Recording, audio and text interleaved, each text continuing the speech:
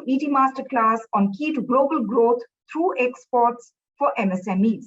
The micro, small and medium enterprises sector in India is crucial to the country's growth and prosperity. India has over 63 million MSMEs, which account for 31% of India's GDP and 45% of its exports. Creating a market for goods and services outside India can really propel growth for MSMEs. But COVID has hit everyone very hard. So if you are an MSME, how can you pivot? How can you leverage what you have to succeed? What are the opportunities that exist? This and much more in this masterclass with Manpreet Singh, President of the Indian Chamber of International Business. Thank you for the introduction, and I would like to thank ETRise for this initiative and for having me here today. And it's a great initiative of top MSMEs of 2021. We're going to be talking about the key to global growth and how it is going to be fueled by the exports and the push on the exports, the scenario, how the situations are changing in the post-COVID scenario, how the world is a very different place, and how exports are playing a very big role in this, and how you as industrialists, as businessmen, as exporters can take up this initiative and be a part of this growth story. So with this, I would like to begin with giving the current scenario, what's been happening in the post-COVID world. And this is the kind of, from the screen you can see, how the global trade was impacted. The trade impact of coronavirus, or COVID-19 as we call it, has been in millions or even touching billions as of now. So as we see from the screen, the scenario of the affected economies, as a global region, when we talk about it, which regions or which countries or which groups of countries are most affected? We can see the EU, you can see the Americas, you can see Asian economies. There's no place that has been left untouched by situations that we've seen in the last nearly 2 years. Now, how does that affect what is happening around us, or what is really happening around the scenario of exports? Well, to be very honest, it is a very big opportunity. It's a big opportunity as in when you say that a country is affected by any particular situation, by natural or man-made, you find that there becomes a generation of opportunities. We've been seeing, destruction of cities and countries, and then comes the rebuilding scenarios. So we are in that phase where the COVID pandemic is nearly over, and then it's going on to a different level. But there's a huge dearth of products and services that has been happening around us. We see even in India, when we say a look around, we find that the manufacturing is picking up, growth is picking up. There's no shortages. There's markets are getting flooded with products. The prices are giving better values for the industries. So similarly, when we have access to the global markets, it's happening all over the world. This is how the situation is working in favor of exports.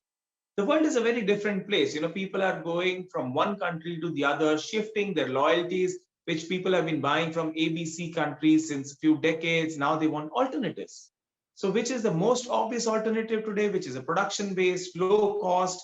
Well, of course, it's India. When we talk about how and what we can take this opportunity in our stride, is to analyze what people are doing today. We see that the COVID impact, as we study from the screen right now that you can see, online traffic is studied. So what people are doing, how they are doing, what sectors are being taken up, you can see that things have changed drastically. So retail industry is down, tourism is down. We find that fintech has gone up. We find that online services have picked up. Manufacturing that is feeding this for food security, for other products, it's going up. We find that cosmetics has come down in the past, in the recent few months that we've seen that traveling is reduced. We have also seen a lot of sectors that have seen disruptions. But disruptions don't mean that you will have to go through a process of churn. Of course, yes, some industries are good, some industries are bad, some are growing, some are getting redundant. So that is what needs to be analyzed. So if you are in one of those sectors that is getting redundant or changed, but don't you think that every 5 to 7 years there is a disruption and there has been change of scenarios? So look at the opportunity that is happening. I would talk about an industry. I talk with examples. So I would like to take that up. So there's an industry that used to be making textiles pre-COVID. So when they were making garments and their export orders stopped and completely they were out of work, completely out of work. And suddenly this guy says that, okay, what's the harm? We have the machinery. Let's start a PPE kit manufacturing because anyways, this is the same. They had problems in sourcing initially because the raw materials are different, the processes are different, the end customers are different. I mean, the person who's buying a t-shirt from you will not buy a PPE kit. So yes, you have to take a lot of efforts. But this industry that took the efforts is crossed 4,000 crores. Can you imagine? And this company was doing about, say, I think about 10 to 15 crore of business of textiles. And then in the PPE kit, they had tie-ups with hospitals. They started exporting. They started supplying to the governments. And they crossed hundreds of crores. So that is the opportunity that disruptions bring. So this is something that we need to analyze on which side of the spectrum we are. So looking for opportunities in your sector, you have to always see, in case you're affected by disruption, let's say that has happened. So you have a set of machinery, you have a set of services. Look at alternatives, what the same set of machinery and same set of assets can work for you. I knew of a company that was doing a BPO for a retail company. And retail went down drastically during COVID. But they shifted to fintech. They tied up with a bank, they tied up with another fintech service provider. And they have multiplied multiple times in the last 1 year. They're hiring left, right, and center. So that is the change that you should look to leverage what you already have. So this is something that we need to analyze, that what people are doing, what is the demand, what is the requirement, what is the need in the current scenario. Things change, of course, but that is what you need to see and that is what you need to analyze.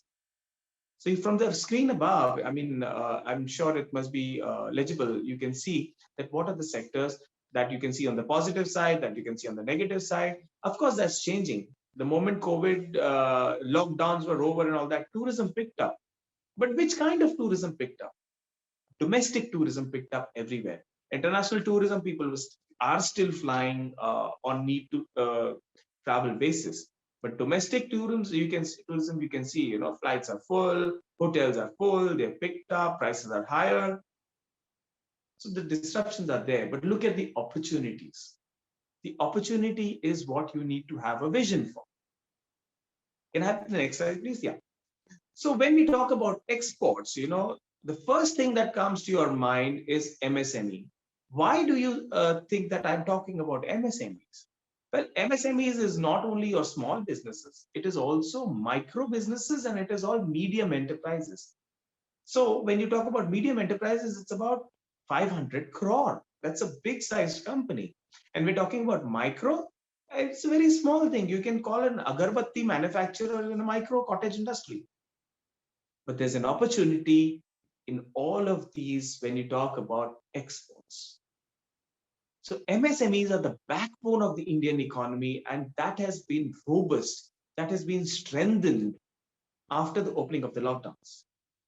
So there are two key drivers of economy, the manufacturing part and the export part. Of course, manufacturing is necessary for exports too, but that does take care of the domestic demands also. So this is something that we really need to look at. The export part begins from a domestic manufacturing unit. I mean, of course, you can get a direct order from wherever you want and you can start exports. But I would say that it is better to get established locally and then begin the exports.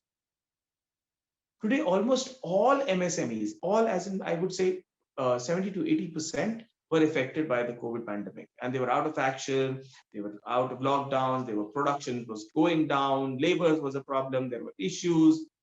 There was a problem to complete the orders that were already in hand, they got cancelled, they had to pay the suppliers.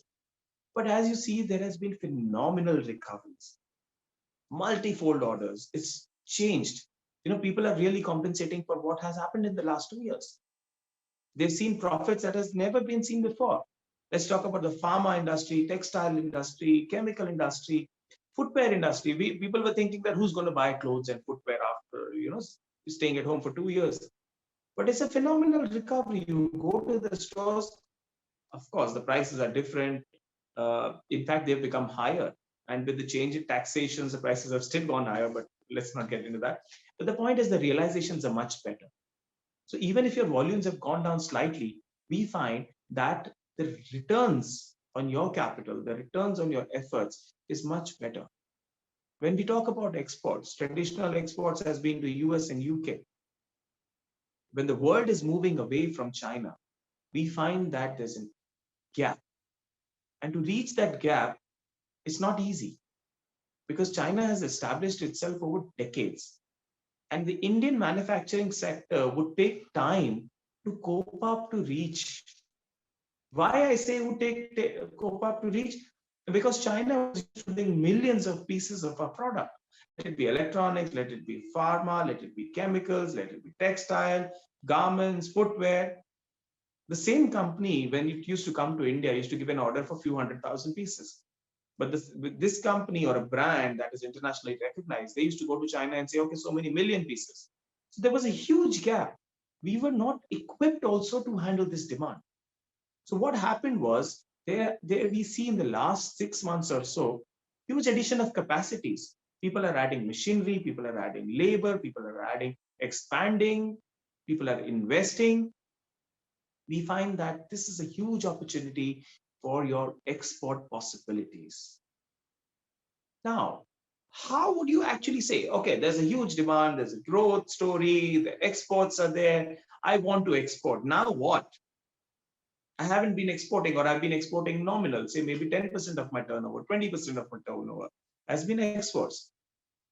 But how do you actually utilize this? How do you become part of this story? How does an MSME go into this river of orders, this river of opportunities? How do you sit into that boat and how do you take that up? So a lot of data. Today, we live in a connected world. We've got access to a lot of data. But what do? We go to Google, we search it, we look at the top 3, top 5, first page and end of the story. That's not how it works. Anybody can do that. And I'm sure most of you know that the first 1 or 2 pages are always paid on any social media or any search engine. It's not what it used to be. It's all about what you are seeing, what you are surfing, what you're browsing. It's AI, ML, your habits are studied. So you see what you want to see, not what you want to do. So use the services that are there, use prediction models, use testing facilities that are there, use R&D, study at the areas that are there, which are open for Indian businesses. Look at sectors, look at where the commerce is happening, where the trade is happening. You have to see the positive things of, let's assume that that, okay, you want to grow, you want to have an export, but where? That you need to analyze, you need to study, you need to select. Now, what do you need to select exactly? Let's say I'm a manufacturer, I'm doing exports to a certain region, but now I see an opportunity. I see an opportunity to grow 10-fold, 20-fold, 100-fold. So you need to sit with yourself first. You need to sit with your team. You need to think and analyze. You need to select your country where you want to possibly export. You want to select your region. Because like you see in India, the demographic is huge. What sells in Kashmir doesn't sell in Kerala. In fact, the seasons are so different. I mean, you have extreme summers or in the deserts like Rajasthan, in Uttar Pradesh for that matter. But when you go to the north, you have extreme winters. In the south, it's like a temporal climate. So the same products will never sell even in the states within India. Imagine what happens with the rest of the world. You need to sort out your product. You need to sit, because you might be having 10 products, 100 products. You need to sort out. You need to see that, okay, this product can sell in this region, this product can sell in the other region. Can we go back to the previous slide, please? Yeah, thanks. So you need to target your regions too. You need to see, because the world is a huge place. There are 200 plus countries. How many are you exporting to? 2, 5, 10? Most of the people are within the 10 country bracket. And I would say 99%. You don't generally go beyond that because it becomes so far-fetched because you don't know how it is happening and where it is happening. There's language barriers. We have the country selections have to be made. The region selections have to be made. How? So that is what I want to tell you that you need to sort out. When you talk about there's a Spanish-speaking world, the entire Latin America, about 22, 25 countries in Latin America. We have the Francophone countries, which is the French-speaking countries, which is in Africa, most of them, in Europe. So you have around 30, 35 Francophone countries. So when you consider these as a block, you can analyze better, you can select the products better. You can study that. Okay, the moment you say the language, that becomes a barrier. You talk about Russian-speaking countries, the entire CIS region, Russia. When you sort this in blocks, life becomes much simpler. You can target with a group of products, with a group of countries. And then you sit with your team and say that, okay, we're going to sit now with the Francophone countries. Life is very simple today. We used to have translators sitting for us. I've been into the export business as a family business since more than 40 years. So we used to have the facsimiles and telexes. It used to be very complicated. We used to have translators that used to translate the faxes for us, which used to take days for one page. Today, all you have to do is go to Google, say translate, copy paste your introduction letter, and you have a French letter or German letter or Russian letter. I'm sure it's not that accurate, but it's a beginner. At least it gives you access to these countries. So utilize these tools that are given to you today. Utilize these options, these services like translation services. You have your analytics. You have the bilateral trade data available to you. You have the data that is saying that, okay, A country is importing this product, B country is importing this product. It's all available online, but you need to know where to look. It's very easy to get distracted when you're on the internet. And if you're doing it on your phone, then you have your WhatsApps popping up every now and then. But when you sit to analyze for your product for your next 5 years, have a 5-year vision, have a 10-year vision, and see where you would want to be 15 years down the line. Lot of factors that help you guide your business exports and growth is your vision. So you can always say that, okay, I'll select my region first, I'll select my country first, and I'll start with these 2 or 3 countries. You see from the screen that I've written something called an HS code analysis. Know your product HS codes, and you just go to any bilateral trade data and you pick up those HS codes. I will never recommend any paid service because those can be managed, but go through 2 or 3 services. Approach the embassies in the foreign countries, the Indian missions abroad, foreign missions in India. Tell them that, you have this product, if this is the HS code, you would like to know what are the possibilities. Never mention imports or exports. Always mention that what are the possibilities of this product or this HS code. That gives you a wider spectrum. We normally go and say that, oh, I want to export this product. So when you go to a foreign mission and say you want to export this product, that's not their priority. That's the priority for the Indian embassy in that country. But you would want to have data, which their country has better than maybe the Indian embassy. So that is what you need to analyze your own products. You have their HS codes. You look at the bilateral trade data, which is easily available online. You select your country, you select your target, and you select your product. This is how you begin. Now I have seen that, you can see from the screen that I put a special slide on pricing. You have to understand that the pricing you do in the domestic market is not at all similar to what you're doing for the export market. Most of the exporters do not consider the costs when you're talking about exports: the pre-shipment cost, the post-shipment cost, the marketing cost, the communicating cost, the transit cost, the input cost. So there are lots of costs which you don't have in a domestic market. You are used to saying that, okay, my product is X, that's the cost price, I need a 30% gross margin, that's my selling price. Because you're sitting in the same place, selling in the same state or same country, no other, and you add on to the transport cost. That's it. But what happens is when you're exporting, let's say the first thing that I want to tell you is always take insurance. It's hardly costing anything.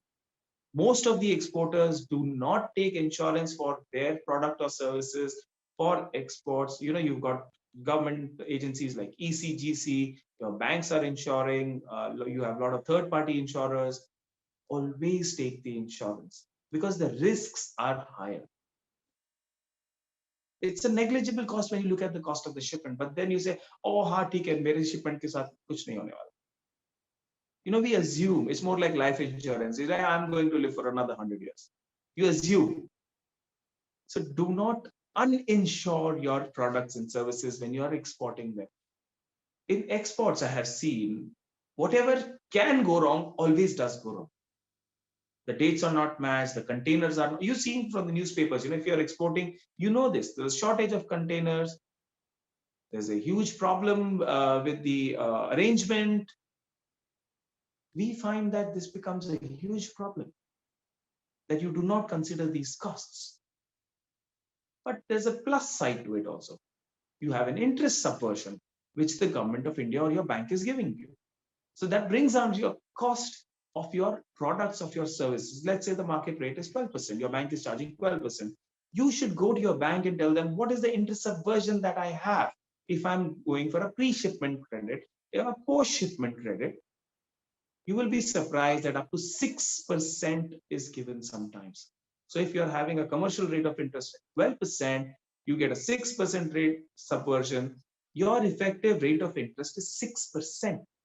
Imagine you are at par with the rest of the world. What a person in Europe is getting, you're getting the same cost of funds. So this is what we need to do. You have to price your product right and don't get greedy. This is something that I want to tell all the exporters. Being part of the president of the Chamber of Commerce, the Indian Chamber of International Business, literally every day we get a complaint or a dispute saying that, oh, we exported, we never got our money. So my first question is, how did you export without any proof, without any documentation, without any advance? No, we took advance. I said, okay. So I said, then what about the rest of it? So they said, no, they said they will give it once they receive the goods. So the moment there's a new exporter, there's a lot of fly-by-night operators you need to be careful of. This is something that, we forget. We have certain territories that are experts in this issue where you should be a little more careful. So what happens is you have shipping something, a buyer comes to you, says that, oh, your product is very good. Instead of 10, we will pay you 12 rupees. Why? Is there something wrong with this guy? A genuine buyer will always say it's 10, I want it at 8. Why will he say that, no, your product is good, so we are giving you 20% advance? These are the red flags that you should immediately decide that, okay, there's something wrong. You should have these breakers for yourself. Then you have a person who's been negotiating with you for a 10 rupees product at 4 rupees. It is not possible, it's below your cost, but still you end up selling it for 6 rupees, go into major losses. So never do that also. You know your product, you know your price, you know that this is the bare minimum margin that you need. Never go below that. One buyer goes, the other will come, don't worry. But you might erode 90% of your own capital if you go wrong. You might lose 5% of your profits, but 90 to 95% is your capital, which is your hard-earned money. So pricing is something that you need to really look at.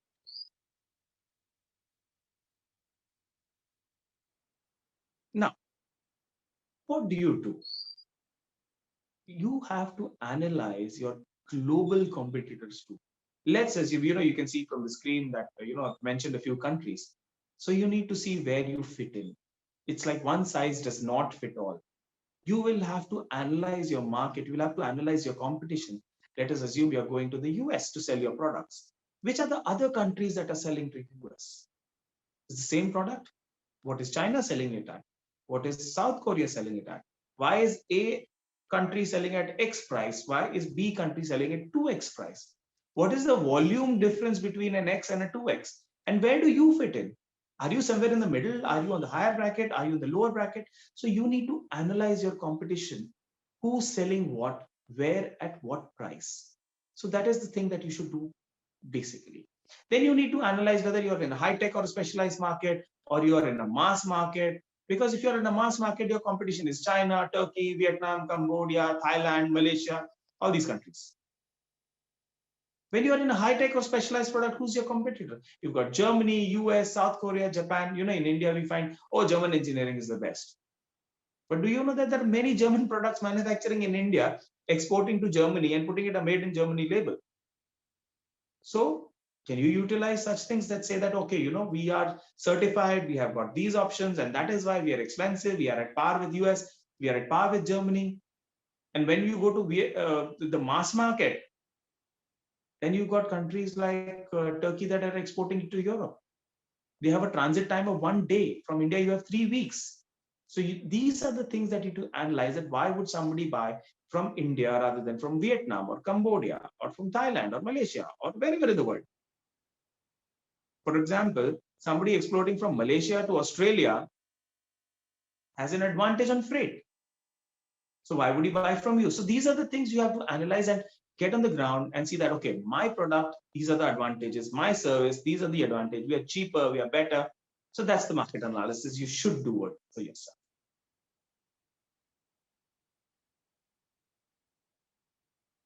Now we find, there are a lot of these global agencies. So when you talk about exports, the world is in a crisis at any point of time, somewhere in the world.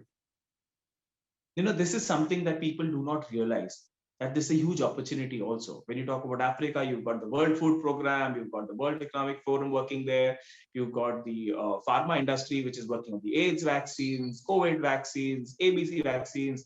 You have all these agencies buying these products and distributing it on a grant to grant basis. So you need to analyze the opportunities. Go to the websites of these. All of these have got procurement programs. And there are huge volumes. Once your product is certified, your quality is certified, you're registered with, say, FDA, or you're registered with your CE certifications, look at all these agencies that are buying. Go to these websites, see the procurement website. You've got these agencies, the UN agencies, the US agencies, the economic forums, the World Wildlife Fund, you can see on the screen. These are the things that have been involved with the world since a long time. They know what can sell where. So use them like your marketing tool. And let me be very blunt, the moment you enter one of them, it becomes very easy to enter the other. And it's a huge volume export market for India. And India is at a stage today where you find that this is a great opportunity, because our Honorable Prime Minister has put us at a pedestal. So I would say 50% of your marketing cost is saved. The moment you say you're from India, everybody knows, because you gave a COVID vaccine to the rest of the world, and you are the developer of vaccines or pharma, you're cheaper in textiles, you're better in this, you're better in that, because the government is doing its job. So this is something, utilize these agencies, go through their websites, go through their procurement portals, go through their options, what they're buying, where they are selling. So that is something that none of the exporters do. I have not come across a single exporter that looks up at these opportunities. Then we talk about FTAs and new markets. What do I mean by new markets? Traditionally, India has been exporting to US, UK, Europe. That's about it. That's been the major concentration of our exports. Look at the other markets. There's Latin America. Latin America is huge. Brazil is 2.5 times India. It itself is a manufacturing base. So people come and tell me that, oh no, Brazil is a manufacturing themselves, so why would they buy from us? Why not? If they're a manufacturing base, they require raw materials. The input of one is the output of the other. So there's a huge opportunity there too. Look at opportunities. Of course, you need to learn Spanish, or you need to speak Portuguese, or better still, hire somebody for 10,000 rupees and, okay, do my translations on a part-time basis, and this is what your job is. So access these markets. These are new markets. Southeast Asia. It's huge. Imagine the number of countries in Southeast Asia. Singapore is a hub that trades for most of the world. Oceanic countries. You have Australia, New Zealand, you have the neighboring countries. There are 18 countries, small, sorry, around that area. Look at what sells there. Very few countries in the world today are manufacturing bases. That puts you in the top 10 in the world out of 200 countries. Imagine the possibilities. It's huge, but we do not think about that. We say that, oh no, we have a competition with China. I mean, yes, of course, you're competing with a lot of countries, but not more than 10 out of 200. Utilize this opportunity, open your eyes to the new markets, to the whole world. 200 plus countries, you're at less than 10. Of course, everything doesn't sell everywhere, but who's stopping you? You need to tweak a few products, you need to manage a little bit. The effort is needed. What other things you can do? Well, as you can see from the screen, this FTA. What is an FTA? It's a free trade agreement. One country has a free trade agreement with the other. Two countries come together and have a free trade agreement with the third. A group of countries come together and have a free trade agreement with each other. Why is this important? So when you are exporting from India, the other country levies import duties, which makes you expensive. So let's say you have a competition from a country in Southeast Asia. Let's say Singapore. Singapore has a free trade agreement with ABC country. So there's a duty of 5% on you, but there's no duty from when products come out of Singapore. But you need to look at, let's say you're supplying to US. You need to see which are the countries that are having a free trade agreement with the US, where you can compete and offset this thing. Maybe you can open up an office in ABC place and you can route your shipments through that country. Like in Africa, you have COMESA. In Latin America, you have Mercosur. You enter one country where you think you can have a base, and the rest of the 10, 15, 20, 40, 50 countries become duty-free access to you. This is the beauty of FTAs. Similarly, India has FTAs with a lot of other countries. Let's talk about Malaysia. India has an FTA with Malaysia. So many products you can export duty-free to Malaysia. South Korea, it's a huge market. South Korea might be good in electronics. We've got LG, Samsung. Have you ever wondered why we have so many Korean brands in India? Because it's duty-free access. But we do not use it. They do. We are supposed to utilize this to sell our products to these markets, export it to these markets. And when you have the volumes, maybe manufacture locally there. And then utilize their country's FTAs with a third country to transship it there. So look at FTAs, look at groups of FTAs, which country fits with the others. This is something that you need to analyze. So this is a major thing that Indians and exporters do not tap at all. So do go through that. And then we have the support from a lot of agencies.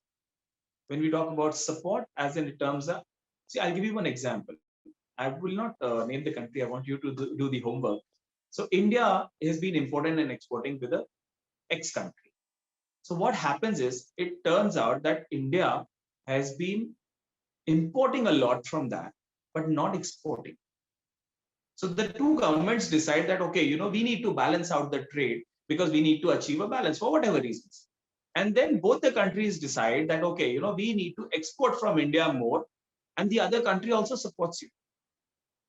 Find out which these countries are. There are more than 15 where the trade balance is skewed, and the government of India has negotiated that, yes, we need to push our exports into these countries, and the foreign governments are also supporting. So look at these countries. I'll give you one example. One is China. You would have never thought that you can actually export to China with support from the Indian government. Can you believe that? And not only that, the Chinese government is insisting on the Chinese companies to import more from India to offset the trade balance because it is highly skewed. What are the opportunities, if you might ask? Leather, jewelry, metals. Huge opportunities. Brands. China's crazy for brands. China is the world's largest buyer of wines. Imagine a winery in Nasik able to sell their entire stock to China. With more than happy, they will be happy to buy. So look at these products. Go for the premium. Don't go for the mass market products in these kind of countries. Go for the premium products, value-added products. This is a huge market. We say that India is a huge market for the rest of the world because we are a billion plus people. Same goes for China. Imagine they also need similar products. If they are exporting everything they have to the rest of the world, what do they do for their own population? They import from the rest of the world too. And when they are exporting to the rest of the world, the amount of money they have, disposable income, is immense. So look at that possibilities. Select, I always say, select your territories, select your countries. Start with 3 countries that, okay, I want to start with these 1, 2, 3 countries, and I'm going to be having my product or my service selling to this. Do your homework well. Speak to the relevant trade missions, speak to the foreign missions, speak to the commerce agencies, speak to the commerce ministry. They're more than happy to help. Today is very simple. Send an email. You might not get an instant reply, but it's seen. Trust me. People do see it. People do reply. It does take time. And out of, let's say, 200 countries, if 100 don't reply, at least 100 do. So that's huge. So do utilize these opportunities. Now we also have, when you're an exporter, you get a lot of incentives from the government of India. Very few people say, oh, it's hardly 1%, 2%, 5%, 0.01%. But imagine when your volumes are in millions of dollars, this 0.1%, 2%, 5% is huge. You should not be saying that, oh, it's not much. Imagine if it can take care of your mobile bills for the rest of the year. Why should you let it go? It's money. Money is money at the end of the day. It reduces your expenses. This is the way of the government of India to help you.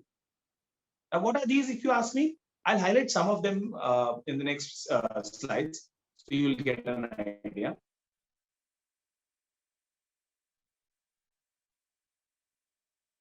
So when we have these kind of support, so we have the merchandise export from India scheme, we have the service exports from India. You can Google these, this is available on the DGFT website, they're available on the Ministry of Commerce website, you have on the MSME government website. So these are things that are pushing. You have the EOUs, so, you can import raw materials duty-free, manufacture your product, sell it out. Some products have an import duty of 50%, 55%. Sometimes there is 100% duty on some products. But if you declare yourself as an EOU, you are 100% exporter. You import this duty-free, you are at par with the rest of the world. I know of a company in Sri Lanka that is one of the major exporters of rubber products. Don't we have rubber in India? We do. But the most of the chemicals that go with that are imported. So there's a 60, 70, 50% duty on that, which creates a difference.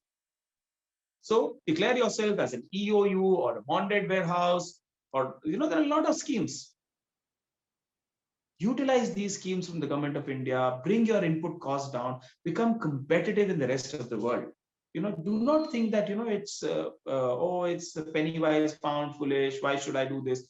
It's always an opportunity. Try it out. Do it from a small shipment, do it for a large shipment, see the difference, see what brings in, and don't do it for once or twice. Try to stick with the strategy for at least 12 months, 1 year. You will see that in 1 year how much you have saved. Now you have the duty exemption schemes, like, you can always Google these schemes that I said. There's the advanced authorization, which I've already mentioned, this duty-free import authorization. You take these quotas and all these things. The interest equalization scheme, I already highlighted a little way back. So which, you have the offset of the interest rates from banks for exports. So these are the duty emission and remission schemes that the government is already providing. So this is something that you need to really study. What else? Well, this is something that you need to do. You go to the website of the DGFT, it has got a lot of data. Go through that. I mean, I'm sure you sit on your WhatsApp or your Facebooks for hours together. How many of you actually go to the DGFT website other than to see a notification? There's a lot of options. The government of India websites are such that you can actually end up spending 3 hours there. You can forget everything else to search what you need. But anyways, jokes apart, there's the APEDA website where it gives you the links of all the opportunities, the trade of exhibitions that are happening. Nowadays, virtual, a lot of things are happening. Physicals have started. But, these are the things. Get access to information. We have a lot of export promotion councils. How many times do you go to your export promotion council website where you're already registered? Council of Leather Exports, you have Farm Excel, you have APEDA. You know, how many times do you go that? Some states have specific export promotion councils. You have Uttar Pradesh doing something, you have Maharashtra doing something else. You have special schemes from Northeast. You get additional benefits. Northeast has got abundant of organic products. Imagine if you're a merchant exporter, the opportunities that you have. Yes, the freights are expensive, but they do get offset. Why do you want to bring the product from Northeast to Mumbai and then export? You can take it to Calcutta. So this is something that you need to analyze. Well, what's the way forward if you ask me for exports? Strategy, strategy, strategy. You have a goal, you've got ideas, sit with your team, get on the same page, plan your business, innovate, think differently, think out of the box. You know, this sounds like marketing gimmick or an IIM jargon, but you need to do this. Why do you need a business school to tell you that, oh, you need to have a vision for the next 10 years? You've been doing that anyways. You know, you haven't think that, okay, next year my turnover should be so and so. This year we did this much, let's do this much next year. Or we did these mistakes and let's not repeat those mistakes. Our performance has been in this scenario, let's change that. So that's basically what it is, but put it on paper. Don't keep hypothetical things in your mind. You know, have a small notebook on the side of your table. Keep noting down your thoughts. Go back to it when you have the time. You innovate your products, you find your products, you've got marketing strategies. You know, when I talk about these countries, you read something in the newspaper that, oh, you know, India signed an FTA with ABC country. Note it down, go back to your office table, sit there, go and do your homework. So goals, ideas, strategies, marketing, planning, studying your competition, that's what is needed. So that is the way forward for exports, if you ask. And I talk about this from examples. So that is what it is. And with this, I would like to thank you and wish you all the best. And I would like to thank ETRise for giving me this opportunity. And it's been a great pleasure talking to all of you. Thank you.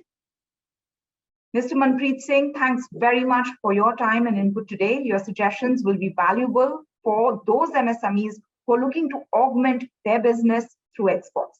Thank you all very much for joining us. And do check out ETRise for more information and analysis on the MSME sector. From all of us, for now, goodbye.